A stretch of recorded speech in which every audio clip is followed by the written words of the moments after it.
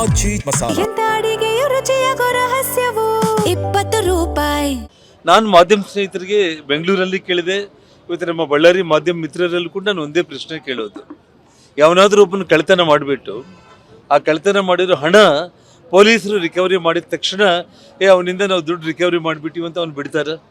ಅವ್ನು ಮಾಡಿರೋಂಥ ತಪ್ಪಿಗೆ ಶಿಕ್ಷೆ ಆಗಲೇಬೇಕಲ್ಲ.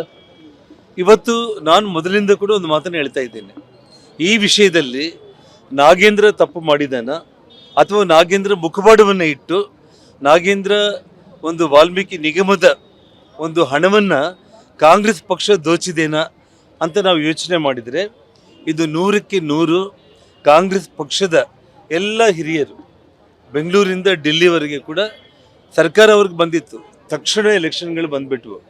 ಗೋವಾ ಮತ್ತು ನಮ್ಮ ತೆಲಂಗಾಣ ಮತ್ತು ನಮ್ಮ ಬಳ್ಳಾರಿ ಪಾರ್ಲಿಮೆಂಟ್ ಎಲೆಕ್ಷನ್ಗೆ ಹಣವನ್ನು ಅವರು ದುರ್ಬಳಕೆ ಮಾಡಿರೋದು 800 ಅಕೌಂಟ್ಗಳಿಗೆ. ನಾಗೇಂದ್ರನೇ ಹೇಳ್ತಾ ಇದ್ರು, ನನಗೆ ಗೊತ್ತೇ ಇಲ್ಲ, 800 ಅಕೌಂಟ್ಗಳಿಗೆ ಹಣ ಹೋಯಿತು, ನಮ್ಮ SIT ಅಧಿಕಾರಿಗಳನ್ನ ಮೆಚ್ಕೋಬೇಕು, ಹಣ ರಿಕವರಿ ಮಾಡಿದ್ದಾರೆ, ನಾಚಿಕೆ ಇಲ್ಲ ನಿನಗೆ? ಏನು ಮಾತಾಡ್ತಾ ಇದೀಯ ನೀನು? ಅಂದರೆ 800 ಅಕೌಂಟ್ಗಳಿಗೆ ಹಣ ಟ್ರಾನ್ಸ್ಫರ್ ಆಗುವವರೆಗೂ ಒಬ್ಬ ರಾಜ್ಯದ ಮಂತ್ರಿಯಾಗಿ ಇಲಾಖೆ ಮೇಲೆ ನಿನಗೇನು ಕಂಟ್ರೋಲ್ ಇದ್ದಂಗೆ?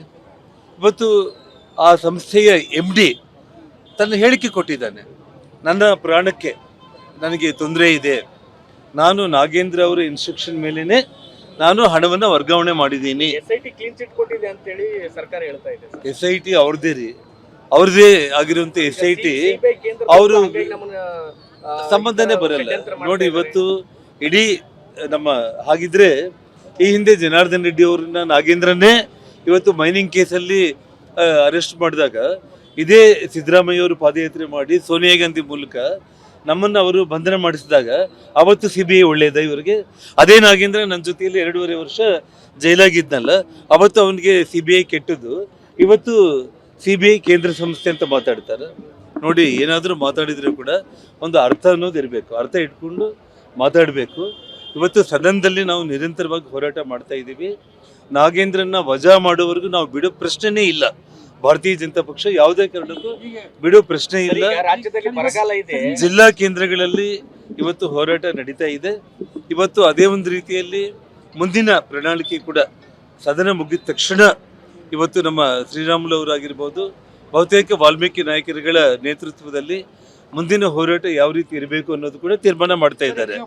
ತಾವು ಇವತ್ತು ಒಂದು ಪ್ರಶ್ನೆಯನ್ನು ಕೇಳ್ತಾ ಇದ್ದೀರಿ, ಇವತ್ತು ರಾಜ್ಯದಲ್ಲಿ ಬರಗಾಲ ಇದೆ ಅಂತ ಹೇಳಿ. ಬರಗಾಲ ಇರೋದು ನಮ್ಮ ಉತ್ತರ ಕರ್ನಾಟಕಕ್ಕೆ ಜಾಸ್ತಿ.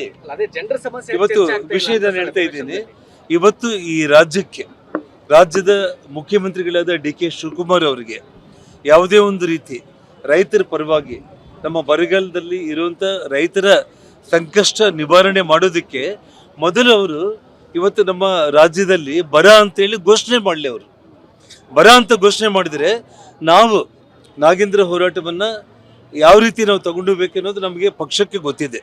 ಭಾರತೀಯ ಜನತಾ ಪಕ್ಷ ಇದನ್ನು ಹೇಗೆ ತಗೊಂಡೋಗ್ಬೇಕು, ಅವರನ್ನು ಅಧಿಕಾರದಿಂದ ಕೆಳಗಿಳಿಸೋವರೆಗೂ ಕೂಡ, ವಜಾ ಮಾಡೋವರೆಗೂ ಕೂಡ ಕಾಂಗ್ರೆಸ್ ಪಕ್ಷಕ್ಕೆ ಬುದ್ಧಿ ಕಲಿಸೋದಕ್ಕೆ ಭಾರತೀಯ ಜನತಾ ಪಕ್ಷಕ್ಕೆ ಚೆನ್ನಾಗಿ ಗೊತ್ತಿದೆ. ಬರ ಅಂತೇಳಿ ಇವತ್ತು ಅವ್ರು ಘೋಷಣೆ ಮಾಡಲಿ ರಾಜ್ಯದ ಮುಖ್ಯಮಂತ್ರಿಗಳು.